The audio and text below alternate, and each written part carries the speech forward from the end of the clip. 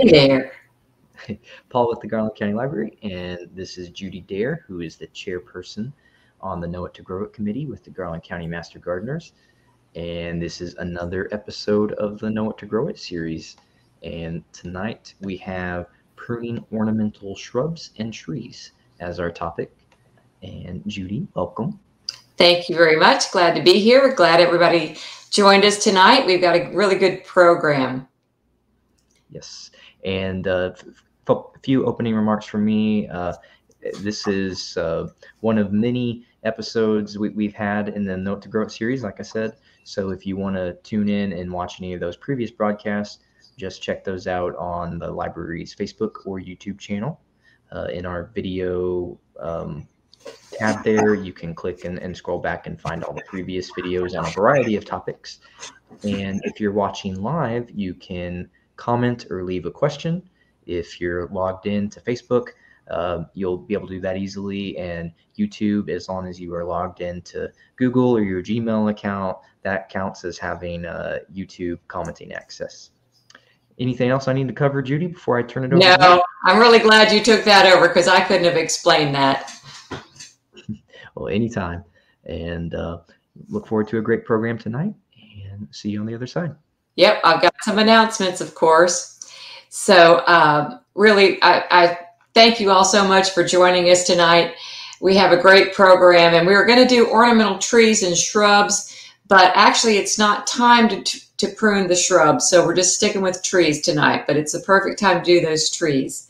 So I have some announcements and some really fun news. The Garland County Library was given their Friends of the Master Gardener Award on February the 7th. And I was really proud to be a part of the ceremony, and I'm so thankful to have such a great sponsor.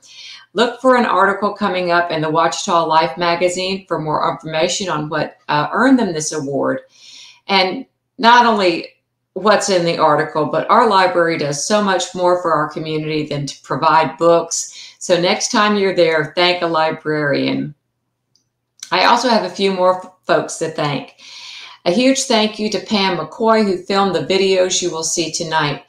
Pam started a technical program so that we could do these great videos, use the computer more efficiency in our club, and all other things techno, which I sure don't get. She does a great job, and I want to give her a huge thank you. And another big thank you to Susan and Marianne for volunteering their trees. We had a really fun time filming this, and we learned a bunch. Now, as a side note, which is kind of sad, when we were filming these videos, a small raccoon came by, and she was acting very strange and looked quite ill. So we called the Hot Springs Animal Services, and an officer came out. He told us they've had many such calls in the last few weeks, and it seems that these raccoons have distemper and need to be euthanized. Now, yes, that's sad, but it's the most humane thing to do. The distemper raccoons... I'm sorry, just had a text, had to look at it. I'm trained. The distemper raccoons can pass along the distemper to dogs, but strangely not cats. And please remember that raccoons and skunks are nocturnal. So if you see one out in the daylight and it looks distressed, call Animal Services for help, because he did a great job and was very humane and nice. So please remember that we give away our much coveted Know It to Grow It gift bags to the first 3 people who question or comment, and Paul told you how to do it. It contains a nice garden tool, a garden kneeler, and if you've never used one, you don't know what you're missing, a garden tote, and of course our Know It to Grow It Earth key ring as a reminder that Mother Earth is the only one we've got, so we need to take care of her. Also through April, we will have Master Gardener calendars with the beautiful photos from Master Gardeners from around the state in the bag. Now, Jamie Wilkerson will be joining us next month with their second installment of Homesteading in the Modern World. In Ready, Set, Grow, Jamie will talk about all the things we need to do to get ourselves ready for spring gardening. She'll have some great information, so please join us on our regular time, the 3rd Wednesday of each month, which will be March 16th at 6 p.m. Also, the Garland County Master Gardener Plant Sale is just around the corner and will be at the Garland County Fairgrounds April 22nd to the 24th. We're going to have all kind of great plants. I work in the greenhouses and they're wonderful. We have some really wonderful vendors and exhibits. So start making your shopping list and we'll see you there. So for tonight's program, Bryan Carlan has been a gardener since he was a youngster, but got serious about it about 10 years ago. He is self-taught and a self-professed plant nerd who credits many plant professionals he has had the opportunity to work with for all of his knowledge. Formerly with Garland Gardens, he was a Japanese garden supervisor and curator for the bonsai collection. He has now started his own business, Tri-Lakes Tree Shapers, and specializes in Japanese maples and crepe myrtles. He is also in the process of creating a bonsai nursery and learning center here in Hot Springs, which will be up and running soon. Told you I had a lot to say. Bryan lives in Hot Springs with his wife, Robin. He has 2 great sons, one on scholarship at Henderson and the other one attending the U.S. Air Force Academy. If you see an Air Force Academy football game, make sure you look for number 74. So I'm proud and happy to introduce Bryan Carlan. Here we go. Hi, everybody. How you doing? Thanks for having me, Judy. Can you hear me all right? We can hear you great. All right. Awesome. Awesome. Like Judy said, I'm here tonight to talk to y'all about crepe myrtles, Japanese maples. And as you know, a lot of us have seen crepe myrtles that have been what we call maybe crepe murdered, to where they've been cut off and you've got a lot of those big ugly knees sticking up with just a lot of growth coming out. Now we did shoot a video earlier in the week and we're going to kind of show y'all how we can address that. So Paul, if you would go ahead and play the crepe myrtle video, and then after the video, I believe we will have a quick time for some comments and questions.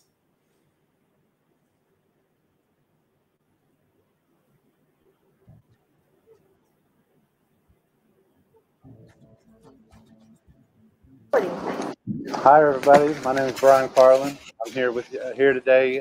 We're going to talk about some crepe myrtles. A lot of y'all, I think, may recognize me from the garden. Take care of the Japanese garden, the bonsai garden. I'm no longer there. I've started my own venture, Tri-Lakes Tree Shapers, specializing in Japanese maples and azaleas, shaped pruning, topiaries, crepe myrtles, things of that nature. So today, like I said, we're going to talk about some crepe myrtles. I think a lot of us all have crepe myrtles in our yard. And, you know, a lot of them have big busted knuckles because they've been crepe murdered for years. Because that's what people assumed was right to do. They liked the look, the effect it gave. And, you know, so a lot of us now are dealing with that and trying to correct that. On this crepe myrtle here, it's had a few years of corrective pruning on it. As you can tell, the knuckles are still large, but not, you know, so overbearing that that's all you see in here. We're starting to get a nice taper with it. And that's a lot of times what happens with these knuckles. You lose your taper in it. You got these big nasty knots up top. And so the best way to rectify that is, okay, it's been crepe murdered in years past and you're ready to fix it. The first year, you just want to kind of let it grow and see what it does. And then when it's dormant, this time of year is a good time to start the corrective pruning process. And what you want to do is kind of just select 2 leaders from that year's growth and let it grow. And that's what happened on this. I think that was about 3 years ago. And then 2 years ago, they went through and kind of selective pruned it again and then have just let it grow the 3rd year. So we're about the 3rd year out from the corrective pruning. And as you can see, the knuckles are still there, but again, you're getting the taper. It's starting to outgrow them. So it is a problem that can be corrected. And also pruning correctly can prevent the crepe myrtle from having a lot of diseases. You know, we've got the Crepe Myrtle Bark Scale. You've got all the little sap suckers that leave the honeydew resin on it and stuff. So with the correct pruning, the crepe myrtle will be healthier and will be able to fight off disease and pests and whatnot. So like I said, we're here in year 3 on this one. And so we've got a little bit of corrective pruning to do. It's just been kind of growing wild. And what we're going to do is we're still going to leave kind of 2 main leaders on it. We're going to clean some of this stuff up that has had some, you know, growth coming off of it, but it's not going to add anything to the tree itself. So we're just going to kind of dive in here, and I'll talk about what I'm doing. Like I said, we're going to take something like that off, and we've got very repetitive branches here. And a lot of times I like to shake them, look up in the canopy, see where it is, to see kind of where that's going to fill in. And in doing so, we're going to decide to take that one off there. And as you can see, we're just starting to kind of clean this up. You're not going to be able to see it on there, but in doing that, that's left kind of one of these knuckles back here. We don't want to leave it there to let it, you know, reshoot and whatnot. So we're just going to go ahead and kind of cut that off there.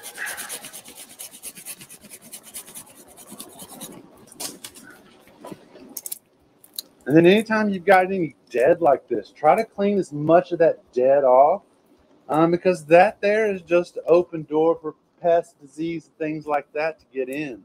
So we want to start getting all that dead off. And they've done a really good job here doing that. That way it starts to scar over and heal over that and actually close that wound up. That could be the best thing for this. So we've kind of got this cleaned up here. We've got these leaders kind of coming off here. And you still want to do some cleanup on the tips there. And the best way to do that is just kind of figure out, okay, we've got some main leaders coming up. This is very dominant and heavy right here. We're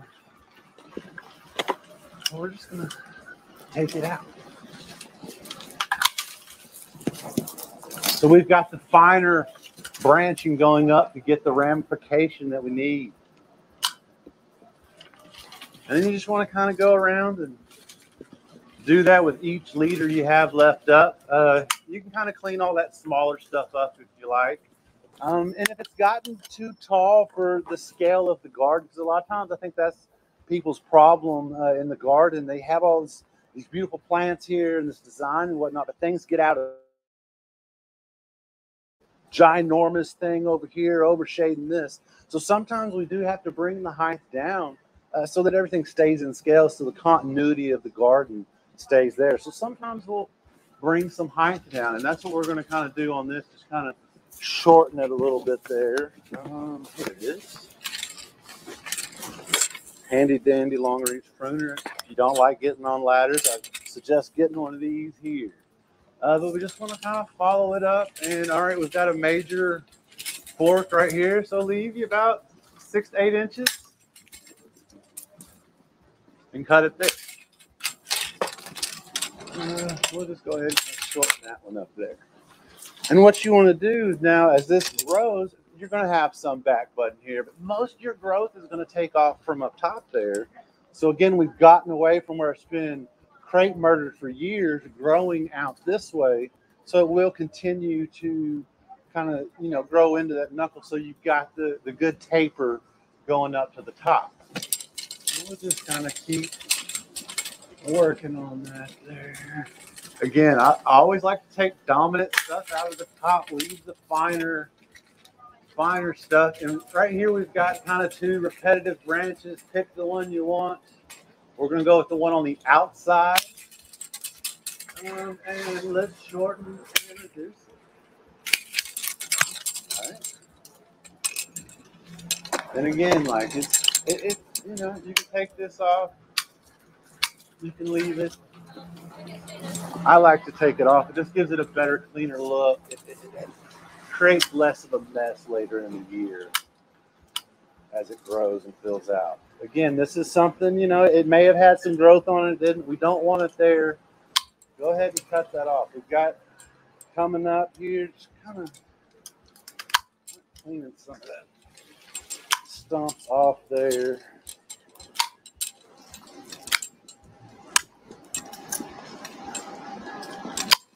As you can see, as we kind of eat some of that dead off, it kind of gives it a little better shape. Doesn't look as knotty, you know, doesn't have all these bumps and knuckles on it and whatnot. And eventually that will kind of self-correct itself here. But again, this got up 2 liters, 2 liters. Coming up 2 liters, 2 liters, 2 liters. And then you just want to kind of keep following it out. Shorten that one.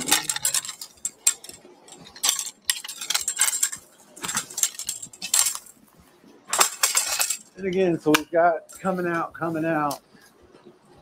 Real dominant, but looks good. Let's do that. This one's kind of coming off the top here. I'm gonna bring it back down like that. Boom. So you can kind of see we're going 1, 2, 1, 2, 1, 2, 1, 2. If you kind of repeat that pattern all the way up, that's how you kind of correct it. You don't want to do this every year. You know, once you've, again, this is like year 3 of the corrective process. So once, you know, you do this, you probably won't have to do anything next year other than obtrusive crossing branches, maybe cut some dead out. You may kind of thin canes to where we got a bunch of leaders coming up and it's just going to kind of grow all together. Because one thing about crepe myrtles, they will fuse together. And if that creates a problem later, the only way to do that is cut below the where it's fused together. And then you lose all the great canopy that you've worked so hard to work on. So let's see if we can kind of get the rest of this cleaned up a little bit here.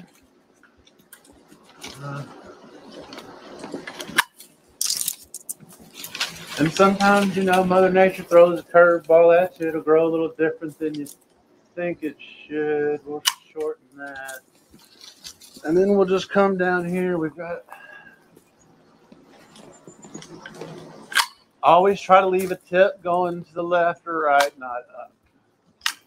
And we'll let that kind of grow up that way there. On off the top, out of the middle, shorten, shorten. All right. More clean in there. And, you know, we've got, some people don't like the crisscross. You know, to me, it helps add. I can live with that.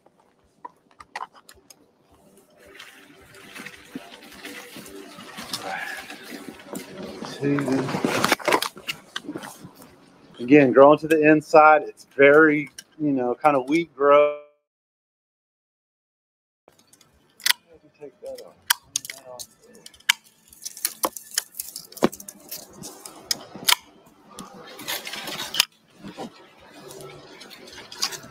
And again, that's kind of repetitive. We've got a nice one with good taper. This one's weaker.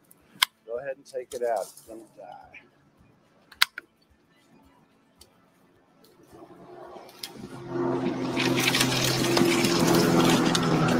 Clean up. Again, 6 to 8 inches. Boom. Boom. And so again, a lot of your new growth is going to come up from right there.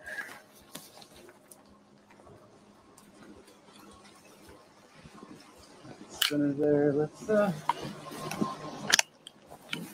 And again, you've kind of got options here. If you want it to kind of grow up over the house, maybe leave this one, or you could leave this one and kind of grow towards the house there. But just keep in mind that, you know, as it grows that way, you may start getting into the eave of the house or something.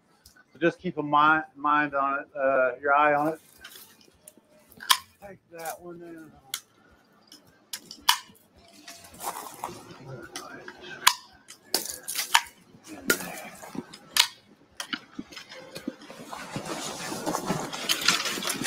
Get this last one here. And see, we've kind of got you know, we've got several options here. We could take it there and let it run there. But I think we'd have a better effect taking it off there and letting the 2 leaders kind of run that direction. But as you can kind of see now, we've controlled the crepe myrtle a little bit. We're able to reduce it, but it's still got its wonderful shape. We've still got all the trunks coming up. So you'll get those wonderful linear lines going up that'll help draw your eye up, you know, to see the beautiful canopy that we've created there as it flush backs out this summer and blooms. And we all know that there's not much that rivals a healthy, beautiful crepe myrtle in full bloom. So, you know, go ahead and get your pruners, loppers, and kind of giving you some basics there. And a lot of times on a crepe myrtle, you got several leaders, and you know, if you mess one up, hey, try another one. You can kind of see what you've done and maybe where you went wrong. And if all else fails, you can always give me a call, and I'd love to come take a look at your crepe myrtle and see what we can't do. All right, we're going to talk about Japanese maples here in just a minute.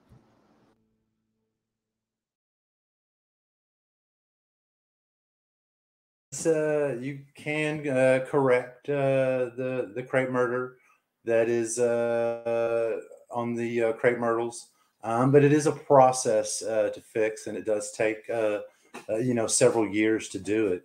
And kind of the reason that you want to properly prune your stuff is so that it is healthy overall, and it also can give it a good shape and really make it an attractive feature to the yard. So, you know, it is something that you need to do. And if you do, you know, feel you're not comfortable doing it, go ahead and watch the video again, or talk to someone that possibly is good at it. You know, and some of the diseases that may come across on your crepe myrtles, you got powdery mildew, you have the sooty mold and whatnot like that. A lot of organic things you can use. You can use like neem oil. You could also use something like some dormant oil, insecticidal spray. A lot of times will take care of those issues, but I prefer to use that more in a preventative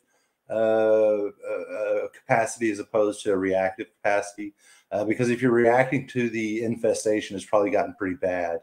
And I know all of y'all have probably seen some really bad infestations of the Crepe Myrtle Bark Scale. That tends to be what's running most rampant around here. And a lot of times just the improper pruning sets up the perfect environment for that to take over. And you can kind of treat it with neem oil. There's a Bayer systemic spray that you could use. A lot of times that will help. But if the infestation is bad, the best thing to do is to almost just remove it and probably not put a crepe myrtle back there. So that's why it's important to prune and check your plants for diseases. And one thing nice about pruning, you do have the opportunity to get up and close with the shrub and look at it, and you will be able to see you know, signs of infestation.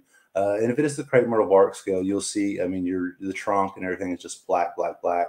And it can, you know, cross-contaminate. You can spread it to other crepe myrtles in your yard just by not sterilizing your tools. So sterilizing your tools is a very important process of care for your plants. Just a 10% bleach solution, soak them in there for a couple minutes, make sure and dry them real good, and then go ahead and oil your tools again so that rust doesn't set up or anything.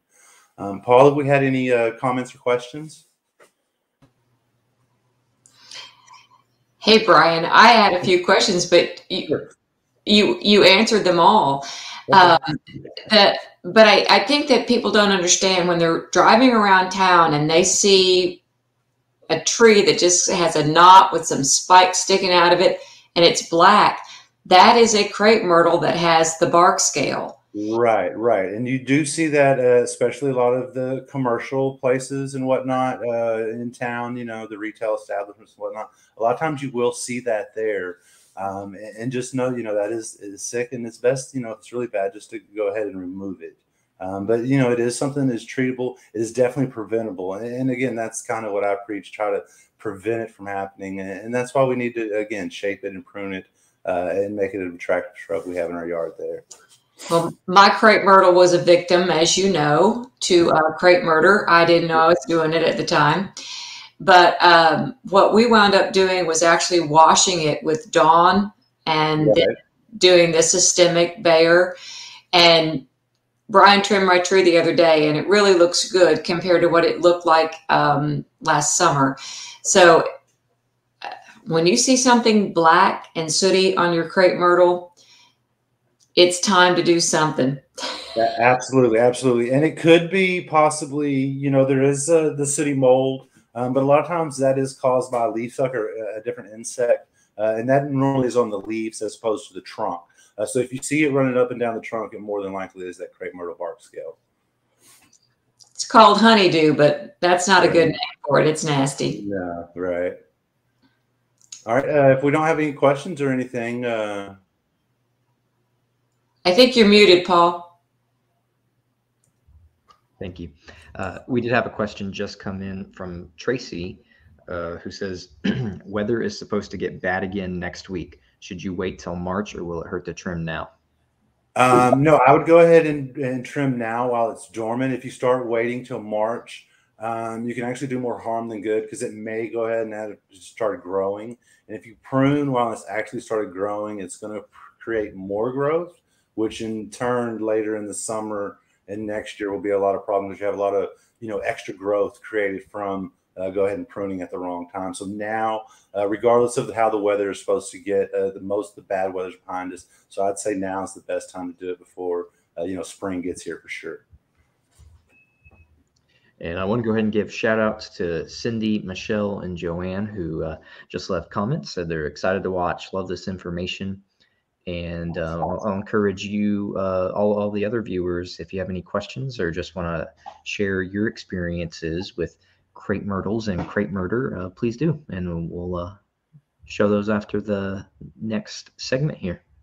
All right, absolutely. And like I said, we've got one more video for you here. This is on pruning Japanese maples. It's personally something I love working on. They're just a fun tree to work on, and after several years of working on it, you can really make it a beautiful statement piece in your yard.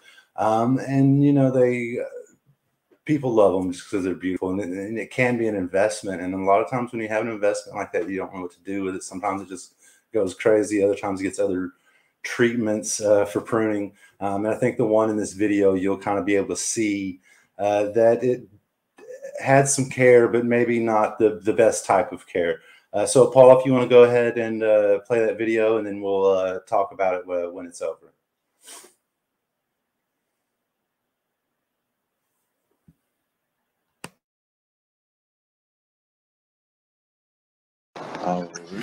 Like I said, we were going to talk about Japanese maple. So here we are. We've got this beautiful Japanese maple.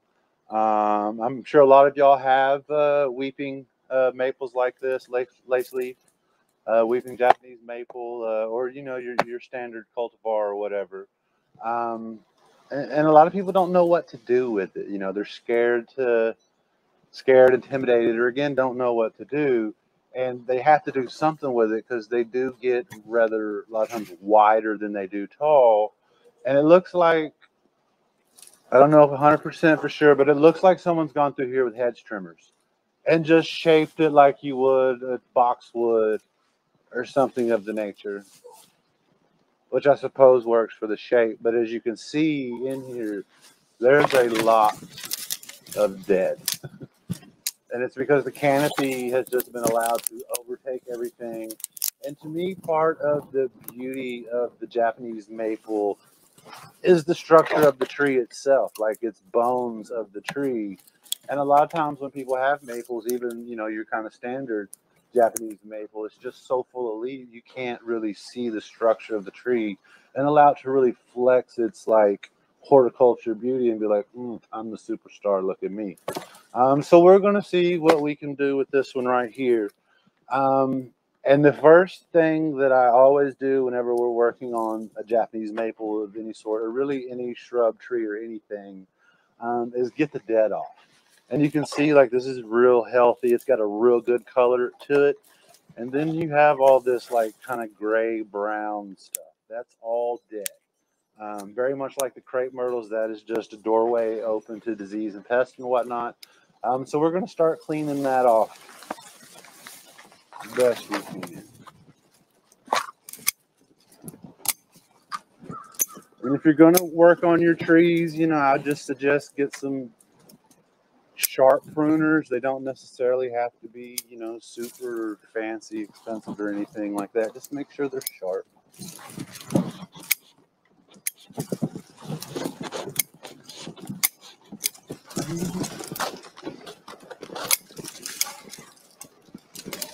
And as you can see, there's a lot of dead in there, but it already just starts to kind of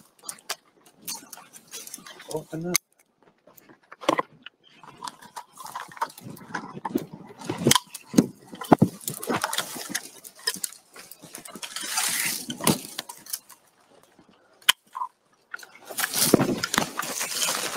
And a lot of times you can just very gently break it out. Once it gets to where it's not coming off again, just keep pruning it.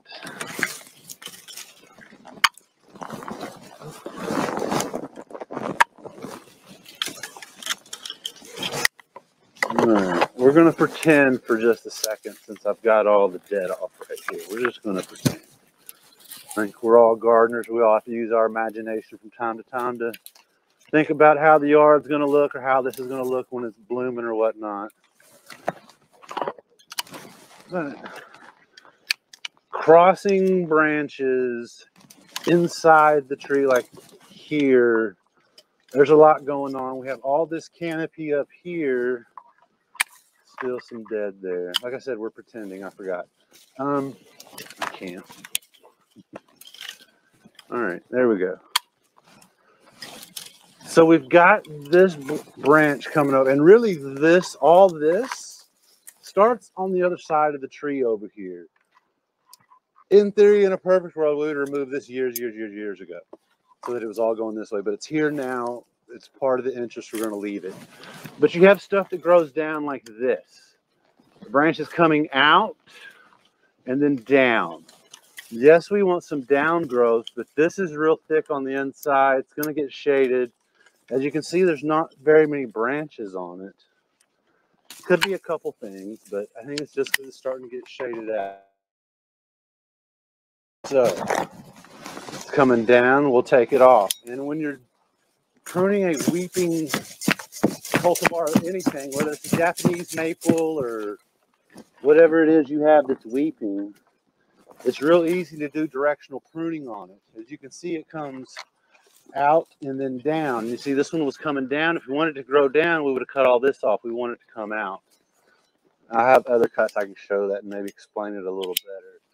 But this one here is the same way. See, it's underneath all of this. It's just, there's nothing there. It's not adding anything. It is coming off that wrong branch there. We'll just go ahead and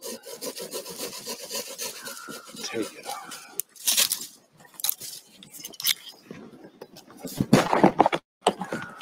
And again, we got dead here. And like I said, a lot of times the dead just, the smaller stuff breaks off.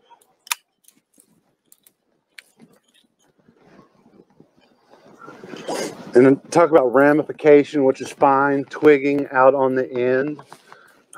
You don't ever kind of know what to cut, and you're like, I don't know. And it's out here towards the tip. You got fine twigging here, thick. Cut back to your fine.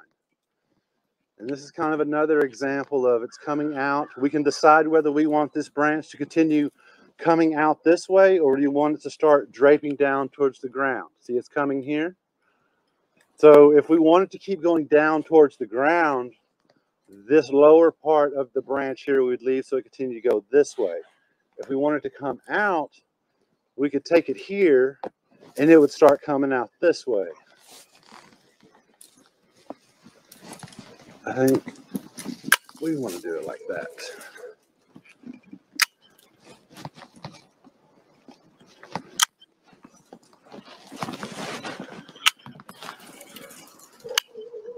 So that's kind of one little branch. And this here is just beat up.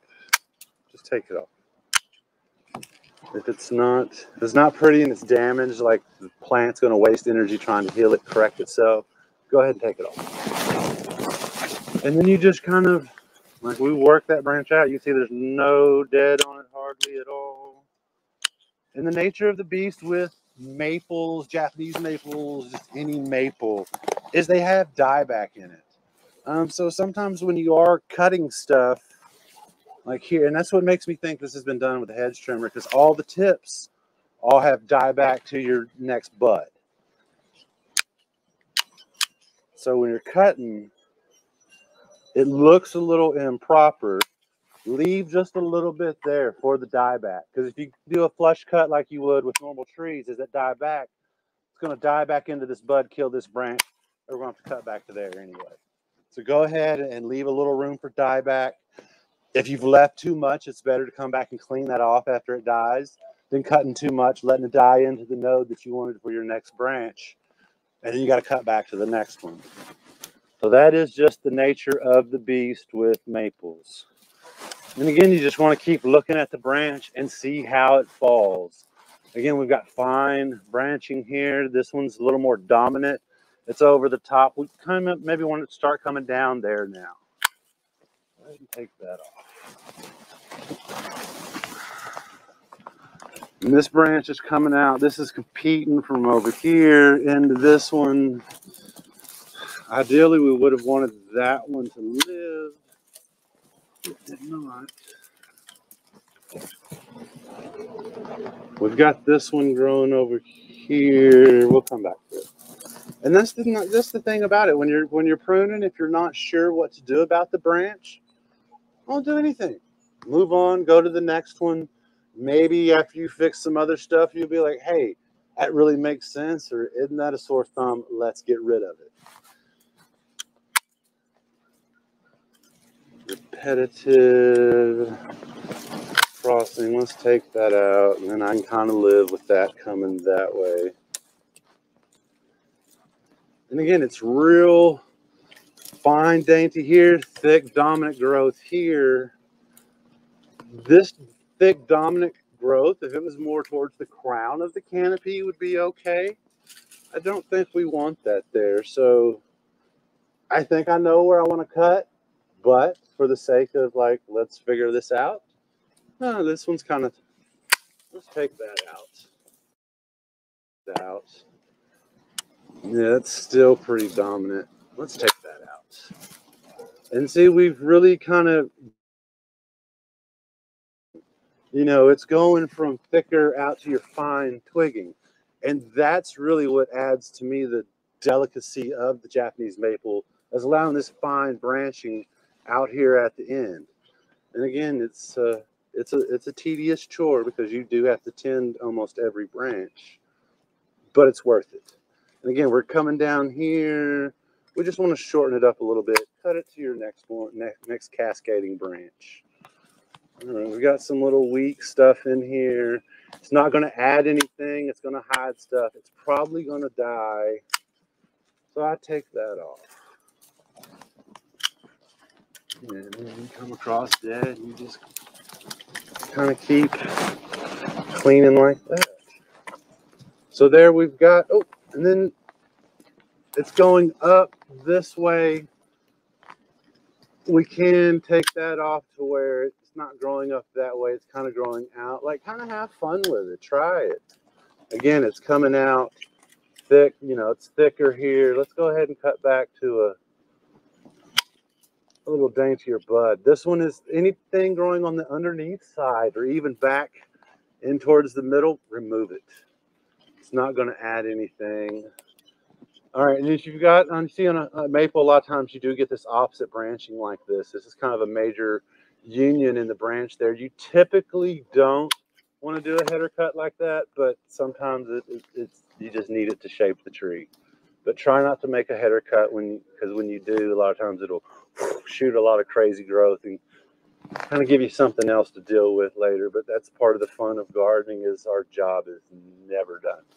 If you're one of those people that likes to have, oh, I'm done, you've already figured out you hating gardening, and you're probably not in this class. But if you're just getting into it, make sure you're okay with you're never done. Job security, hobby fun. All right, so we've got one branch there, and as you can see, I think it looks quite a bit better than the rest of it. And again, if we just kind of use our imagination over the rest of the tree, I think you will be able to kind of see that. And I may continue to work on it here and hopefully have a finished product for y'all to see here in a little bit. All right, so we spent, I don't know, 30, 45 minutes on here working on this one. And as you can see, we've removed a whole lot of dead. We've kind of added some, you know, I like to call them layers or pads into it. It's got some airiness in here, and you can actually see, you know, the structure of the tree, and it should kind of, you get glimpses of it throughout the year. So you should be able to kind of, it's just going to be a lot more interesting than what these were cut into. And while we're looking at this one, You can see it's one of the weeping, you know, Japanese maples. And then we've got this coming off of it that doesn't look like anything else on the tree. And you're like, oh, well, isn't that cool? No, it's not. I would say probably 90% of these trees are grafted. And so what has happened is a dormant latent bud has become activated below the graft. And so this is the original stock of the trunk of the tree that this maple was grafted onto. And that is nothing going to add compound problems to the tree years later, even now. So what we want to do is just cut it off.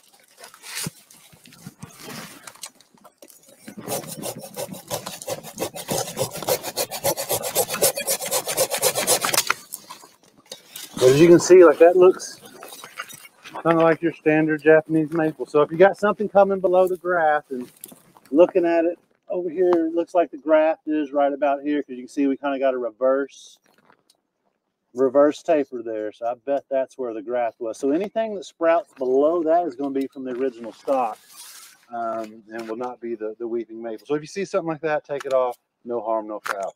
Hope y'all enjoyed today and learned a little bit. Thank y'all.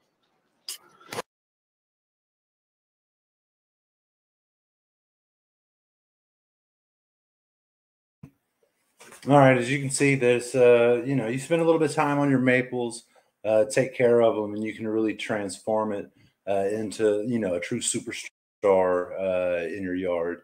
And maples as well are susceptible to diseases and whatnot, like crepe myrtles, insect disease. You know, you can get just regular, you know, scale. There's different types of scale that you can get. And you can, you know, spray that with insecticidal soap, you know, and there's plenty of recipes out there where you can make it, you know, there at your house. Or if you've got a lot to spray, you know, you can go buy some. There's plenty of, you know, brand names or whatever at the big box stores that you can get. Insecticidal soap works just fine. Neem oil works good as well. But there are two common ones that I see a lot. One of them is verticillium wilt. And you'll see like your maple will be healthy and you'll have a branch coming back, and you'll have some like the leaves all shall be green except this one branch that's all red. It's already gone into fall color, but it's May, and then it dies back. That's probably verticillium wilt. But the best thing to do if you think your tree is sick is to take it, you know, a sample of the branch, and if you can get a sample of the soil and the roots as well, go ahead and take that to the your county extension office. Let them identify it for sure so that you can make a game plan to treat it.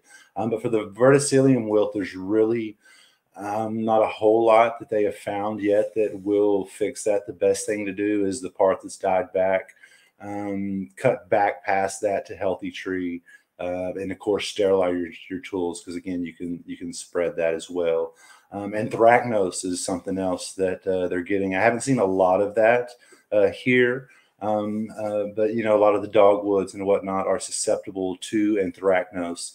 And you know, Bayer and I think Biodefense is another one. They both make pretty good, like a systemic that you could treat with to go ahead and rectify that problem there. But if you're unsure about it, you know, like I said, take a sample to the county extension office, let them identify it so that you can come up with a game plan. And one thing I failed to mention earlier, whenever you are disposing of dead stuff, disease stuff, especially disease stuff, don't necessarily put it in your compost pile. That's going to break down. You're going to put it in the soil. And a lot of times that will make a lot more problems, and the stuff will continue to spread. So, you know, that's kind of what we've got for the two videos tonight, and just some information we've put out there for you. Do we have any questions or anything that have come in over the last two videos? Or Judy, do you have any questions or anything? Well, our names are a little messed up. Yeah, there we go. I'll tell you, I've got some great comments and questions. I've been thinking. First of all, you make everything look very easy, and you use two tools. So can you tell us what those tools are? They're both, it's just two little sets of hand pruners. One of them is, you know, something that looks like your standard hand pruners, and another type is like a little pair of scissors. Those are kind of fancy. They come from Japan. They're kind of specialized, but they're made with very good Japanese steel. I do a lot of cutting with them. And so if I use something that isn't as a high quality steel, I sharpen them all the time. And with these here, I don't have to sharpen them as much, but because they are a little more expensive. So it's kind of, it's my fun. That's my one little happies. And then you have a really cool saw. Yeah, the little folding saw, really to do most of your gardening. You need a good pair of hand pruners, and you need a good little folding pruning saw that make sure it's good and sharp. And again, you always want to sterilize your tools, because even if you don't see a disease or something, it may be first onset, and you've gone through and done pruning, and then you've gone through and pruned other stuff. You've spread it without the signs being there, and then all of a sudden you've got it all over your yard instead of contained to the one original shrub that got sick. And a lot of times it is environment that does cause these diseases.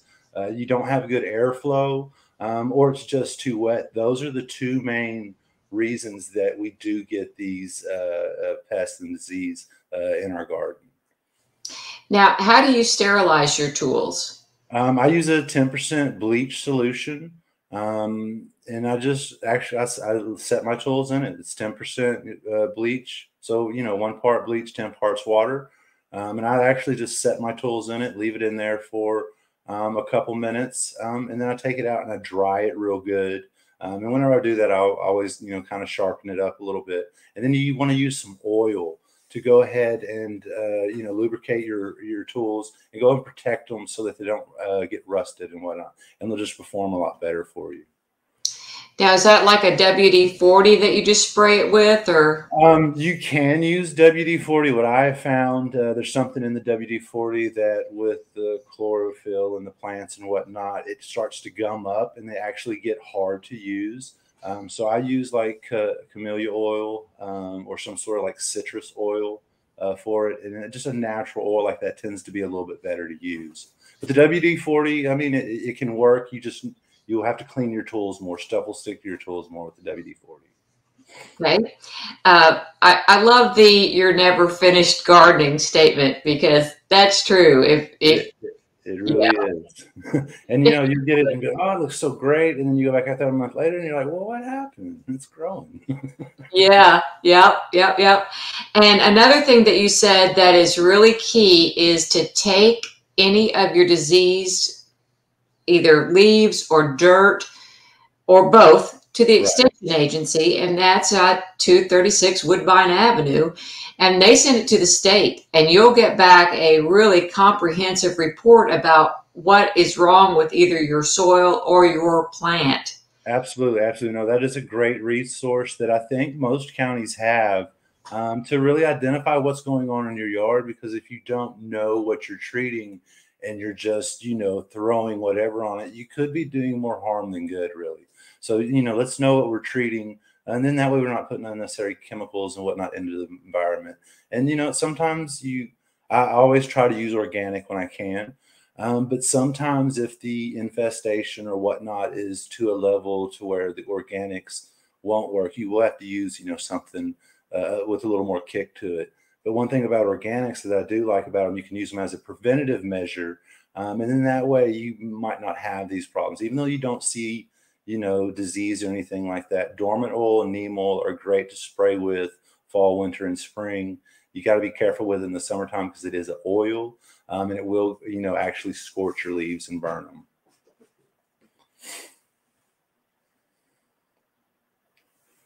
Whoops, I muted myself. Paul, do we have any other questions?